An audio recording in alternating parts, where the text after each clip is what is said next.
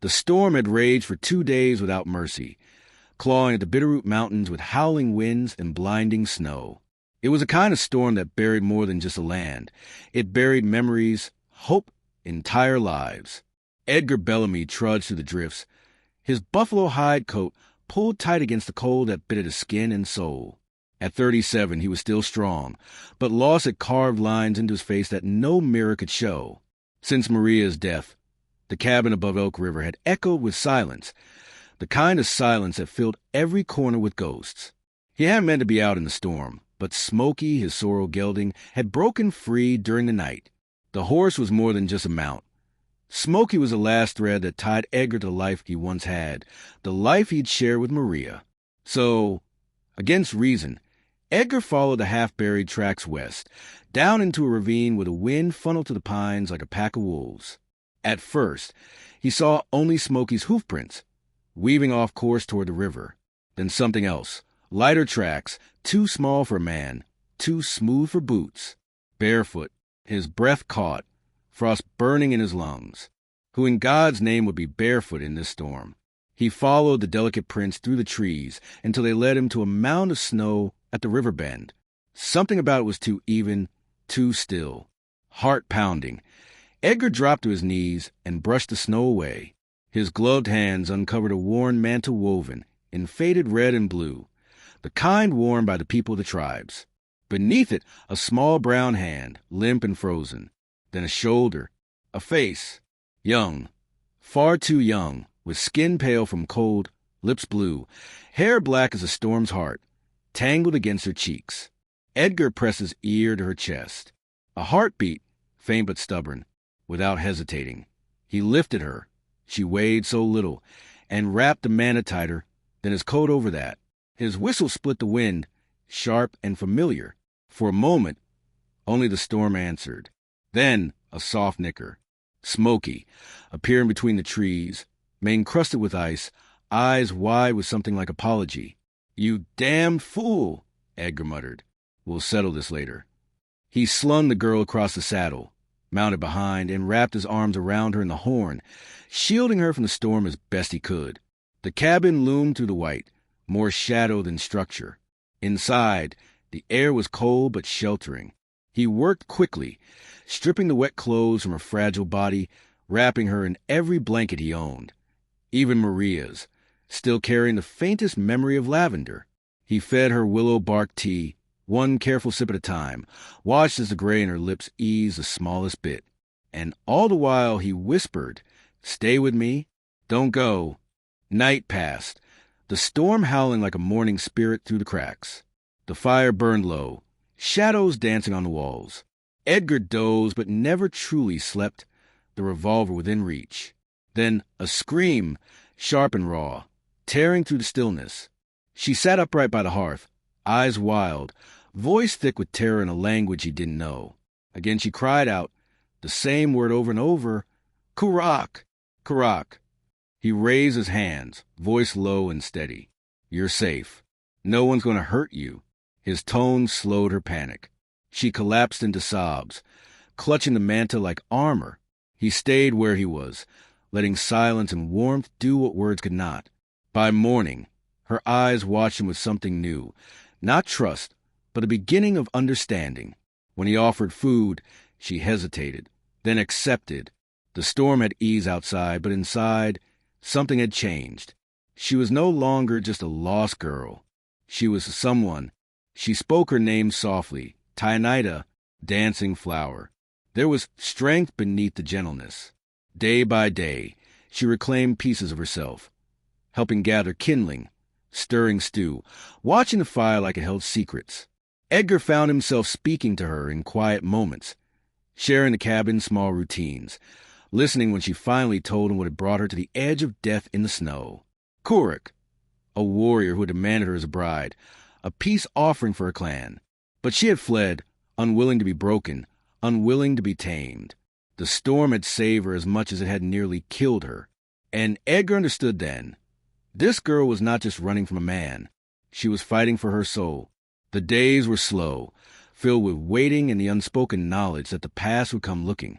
And one night, it did, The storm was gone, the sky sharp with stars, when Edgar heard it. Hooves muffled by snow. Riders. 3 of them, approaching with care. A knock. Hard. Sure. Edgar opened the door a crack. Rifle hidden but ready. Evening. The man said, breath cloudy in the cold. We're looking for a runaway Apache girl. You seen her? Edgar's heart pounded, but his voice was calm. The fire behind him glowed, and the cabin, small and defiant, stood against the night like a promise. The leader's voice was cold, his words curling in the night like smoke from a dying fire. $500, says she passed this way. His tone was slick, sure of itself, like a man who made this kind of threat too many times. Edgar didn't flinch.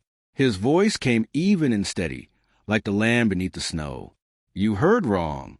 Ain't nothing here but smoke and silence. One of the other men squinted toward the corral, sharp-eyed.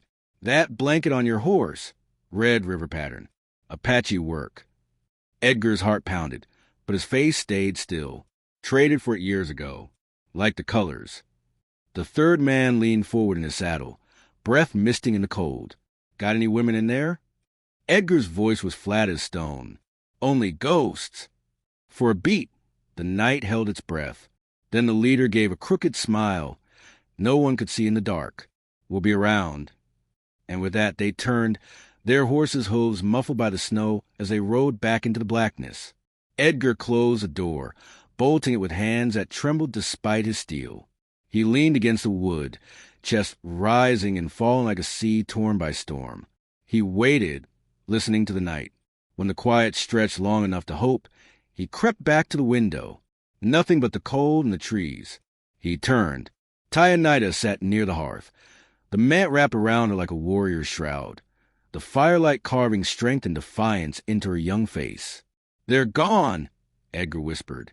She looked up at him, eyes fierce but calm. "You could have run." He gazed at her, voice rough. "You stayed too." There was nothing left to say. They sat side by side, listening to the fire breathe. And then, hoofbeats. Closer. No more pretense of stealth. They were back. Edgar rose, revolver in hand. Tyanita stood beside him, tightening the manta at her shoulders, her face as still as carved stone. From outside came the leader's voice, low and mocking. "We know she's in there. Bring her out." Before Edgar could stop her, Tyanita stepped forward, her voice rising, not in English, but in the language of her blood. The first words were low, but they built like thunder rolling over the peaks. She chanted, words old as the mountains, words that bent the air. "You bring death on your heads," she cried, voice fierce. "This land is sacred. This fire is protected. The spirits will claim your bones." The wind shifted, as if listening. The men outside hesitated. Their horses stamped, nervous. One backed away. Inside, Edgar stared, frozen not by fear, but by awe. She didn't speak, she summoned. She commanded.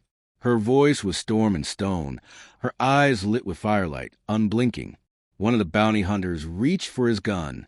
Tyanita took a step closer to the door, arms outstretched like wings. "Leave this place or be buried by it." The fire cracked. Shadows danced, and something unseen pressed against the night. Without a word, the men wheeled their horses and fled, careless now, desperate to be gone. Silence fell, deeper than before. Tyanita sank to her knees, breath shaking. Edgar knelt beside her, heart still racing. "You did it. You scared them off." She met his eyes, wide, trembling. "I needed to protect home." He set a hand on her shoulder. "You did." They stayed like that, forehead to forehead, fire between them, heart beside heart. "You didn't run," Edgar whispered. "They would have taken you. You could have run, but you didn't." She closed her eyes, a tear slipping free. "You stayed too." Edgar brushed a tear away, gentle as falling snow. "I'm staying too." Outside, the storm had passed, but the snow kept falling, soft now, like a promise. Inside, they faced what would come together. By dawn, the decision was made. No word spoken, no need. They couldn't stay. The hunters would return, or worse. Kuruk's men would come. The mountains might shield them for a time, but not forever. They packed in the cold gray light, fingers clumsy with cold but sure in purpose. Tyanida moved with him, braiding her hair tight, her mantle draped like armor. In her eyes was something new, resolve. They rode south at first, following the river's frozen edge, then west into the deeper woods where no trail marked the way. Smokey bore the heavier load, Tyanida's chestnut mare, once broken by Edgar's own hand. Carried her carefully, ears flicking at his voice as he guided them. "You ever ridden before?" Edgar called back over his shoulder. She shook her head. "Only once. Not far. Not like this." "Well," he said, smiling despite it all, "we'll teach as we go." They moved through the pines, through rock passes where deer tracks crossed their path. Tyanida pointed with 2 fingers bent slightly. "2," she whispered. 2 days passed. Edgar stared at the faint marks. "That's how you tell?" She nodded. "Spacing. Angle. Melt of snow." "Damn," he murmured, respect in his voice. "You see the world different than I do." "You ride like the wind," she said softly. He laughed, the sound warm in the cold. "Took years. Horses taught me more than most men ever did." That night, they camped beneath black stone cliffs, the wind threading through like a whisper. Edgar made a small fire, shared salted meat and dried apples. Tyanida stared at the flames, voice low when she spoke. "I never knew my mother." Edgar looked up. "She died when I was a child, not in sickness, not giving birth." "Kuruk." She swallowed. "He came to our village before, asked for alliance. My father said no. A week later, they found her by the river, face broken." Edgar's hands clenched tight. "He killed her." She nodded slowly. "But no proof, no war, only silence." "Jesus," Edgar muttered. "How does a man like that walk free?" "Because he makes others fear more than they love," she said softly. The next day, she rode stronger, her body learning the horse beneath her. Edgar taught her the reins, the stirrups adjustment, how to lean into the turns, how to trust. And she taught him, too, how to read the land, the shadows, the tilt of birds. They moved like one. On the 3rd night, camped by a frozen creek, Edgar roasted a rabbit they caught together. Snowflakes melted on his coat as he leaned against a stone. "Maria, my wife," she said once that the land never forgets. It remembers every footstep, every wound. She was kind. Tyanida asked. "Kind," he said. "Sharp, too. She'd have liked you." "What happened to her?" He stared at the fire. "Renegades. White men. Drunk, mean. Burned our house. She died saving our dog." Tyanida said nothing. She reached across the fire, placed her hand over his. He looked at her, at the flame in her eyes. "I thought I buried my heart with her." They sat that way, quiet, until Edgar took her hand in both of his. "You're not someone I saved. You're someone I need beside me. Will you let me?" Her breath trembled. The world shrank to firelight, skin and breath. "Yes," she whispered. They rode the next day into a narrow pass where the pines stood like sentries, and the wind cut to the rock like a blade. And there, in the clearing, stood a figure, tall, cloaked in fur, face marked in ash-gray lines. No weapon needed. He carried danger in his stance. Edgar's hand went to his revolver. "Don't," Tyanida said, pulling up. "I know him. My cousin. Nikai." She dismounted, walked to him. They spoke in Apache, low, sharp, heavy with memory. Finally, she turned back. "My father is dying," she said. "He calls me home to break the curse." "What curse?" "They believe my flight dishonored the clan, that unless I return, there'll be war. Kuruk tells him I betrayed peace. He stirs fear." Edgar stepped down. "So they expect you go back to him?" Nikai spoke now, voice steady. She must face the circle. Speak before the fire. Let the spirits decide. "And what about Kuruk?" Edgar asked. "He wants blood. Yours. Hers. Anyone's. He'll burn everything." Tyanida's voice was quiet. "Not just my people. Settlers too. He'll make war. Nikai stepped closer. If she returns willingly, she may challenge him. If not, she becomes his excuse. Edgar's jaw tightened. She's no man's property. If she wants to fight, I'll fight with her. But no one's dragging her back. Tyanida looked at him, breath trembling. I don't want to go back. But I can't run forever. If I run, people die. My people. Edgar met her gaze. Then we don't run. She turned to Nikai, voice steady. I will come, not to kneel, to speak. Nikai nodded. Then prepare. The mountain waits. That night, their fire burned low. Tyanida painted her arms with red ochre, symbols of the Bear Clan. Edgar sharpened his knife, the rasp of stone on steel the only sound. They spoke of duty, not fear. I thought we were almost free, Edgar murmured. We are, she said, and the stars listened as the snow fell, soft and endless, over a land that remembers every step. Even if I die, Tyanida said, her voice quiet but unshaken, I choose it. Edgar lifted his gaze to her, the fire's glow dancing in his eyes. You're not dying. You're standing, and I'm standing with you. Her eyes softened for the briefest moment, then steadied again, fierce as the mountain wind. She reached across the fire. His hand met hers, rough and warm. Above them, the stars blinked through the high pines, cold witnesses to all that had come in all that wood. From somewhere in the distance, the coyote that had shadowed their trail for days gave a long, mournful howl. It sounded closer now, as if it followed them here to watch this night unfold. They didn't sleep much, but they didn't sleep apart. Morning would bring its judgment, but tonight, in this breath between storms, they were free. Their journey toward the tribal lands wound through stone and silence. The pines grew denser, taller, as though the forest itself sought to shield the sacred valley that lay beyond. Frost clung to branches like forgotten prayers. The sacred mountain loomed above, its white peak cutting the sky. 3 riders traveled beneath it, bound by blood, by memory, and by something they did not yet name. Edgar rode slightly behind, his sharp eyes always sweeping the flanks, watching for danger. Tyanida led them, her back straight, her breath steady, as if the land itself recognized her right to pass. Nikai brought up the rear, silent as smoke, his gaze always measuring, weighing, guarding. Each night, they made camp beneath the stars. Their fires were small, their voices low, as if even their words must honor the stillness of the place. And each dawn, before they moved on, Tyanida and Edgar trained together.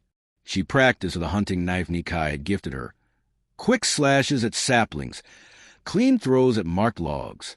She moved with the grace of someone who had already looked death in the eye and chosen to keep walking. You aim with the heart first, she said one morning as Edgar helped adjust her grip. Then the blade listens. He grinned, wiping sweat from his brow. I'll remember that. In return, he placed his revolver in her palm. She hesitated, eyeing the cold steel like it might bite. I do not like the noise. Neither do I, Edgar said. But sometimes noise is the only thing men understand. His hands guided hers, showing her the weight, the balance, how to brace against the kick, how to breathe before the shot. Her first try went wide, but her second nicked the bark of a tree. By the third morning, she split a pine cone clean from 10 paces. You're a fast learner, Edgar said, admiration plain in his voice. She didn't answer, just reloaded. That afternoon, while Tyanida bathed in the cold river, Nikai approached Edgar. He stood without hostility, but tension crackled in the air between them. You love her, Nikai said, not a question, but a truth spoken aloud. Edgar didn't hesitate. Yes, you are not of her people. I know. You are not her future. Maybe not, Edgar said, voice calm, certain. But I am her present, and I would die for her. Nikai studied him for a long, silent moment, then nodded once, then lived for her first.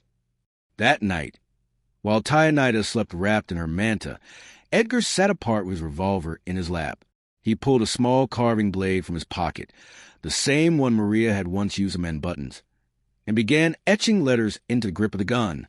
His hands worked slow and steady, each stroke deliberate. When he finished, he ran his thumb over the letters. Tyanida, he whispered to the flames. This gun fires only for her.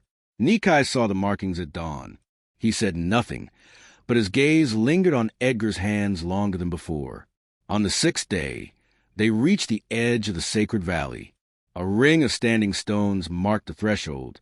Beyond them, smoke curled from campfires, and the sound of children's laughter drifted to the trees like ghosts of a better time. The tribe had gathered. Drums began to beat, slow and steady, like the heart of the mountain itself.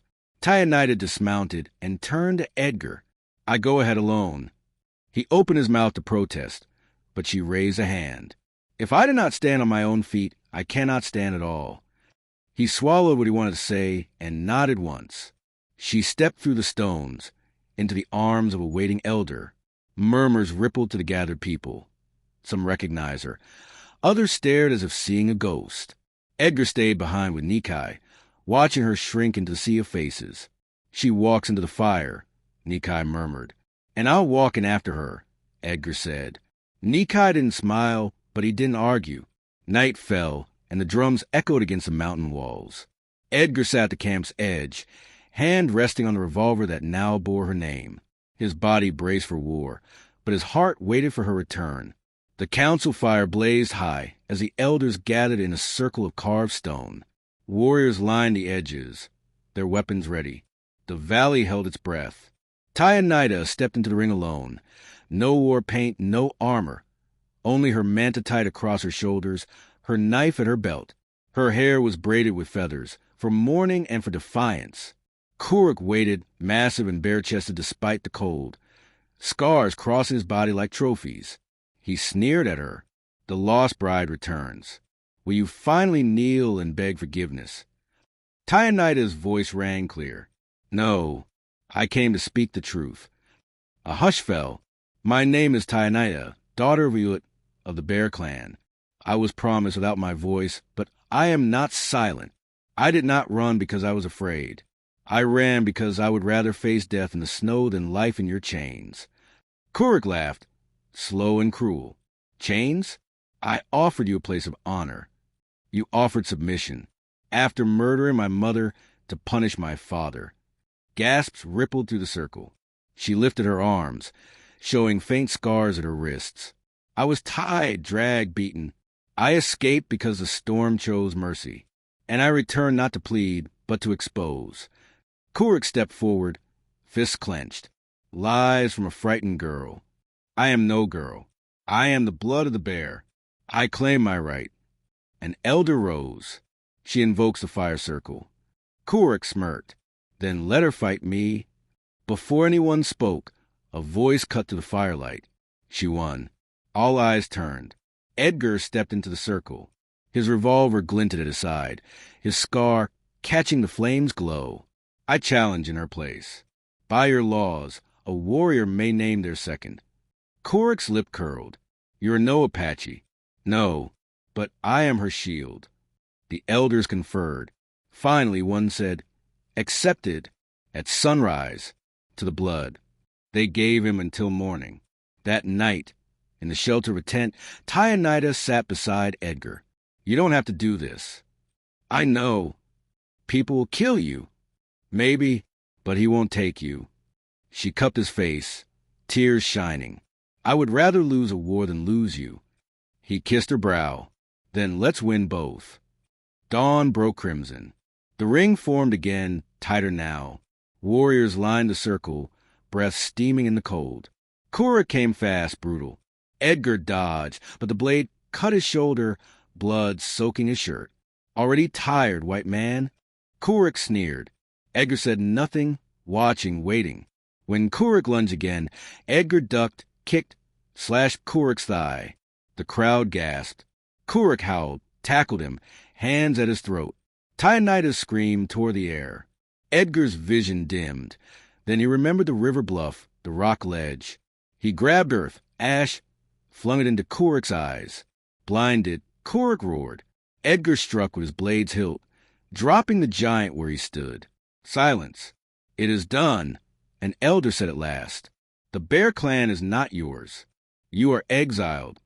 Kurik's eyes met Tyanita's one last time. She did not look away. Edgar collapsed to his knees. Tyanita ran to him, pressed her forehead to his. I love you, she whispered. She placed his hand on her heart. If you still live tomorrow, will you marry me? I never needed a priest, he rasped.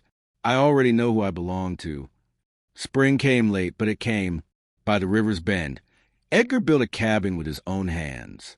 Tyanita wove new patterns into their blankets. One morning, as the first bird sang, Edgar wrote in his journal, I went looking for a horse in the snow. I found a warrior, and she saved me more than I ever saved her. Then he closed the book, rose, and kissed his wife, two souls who had rewritten fate with love fiercer than any storm.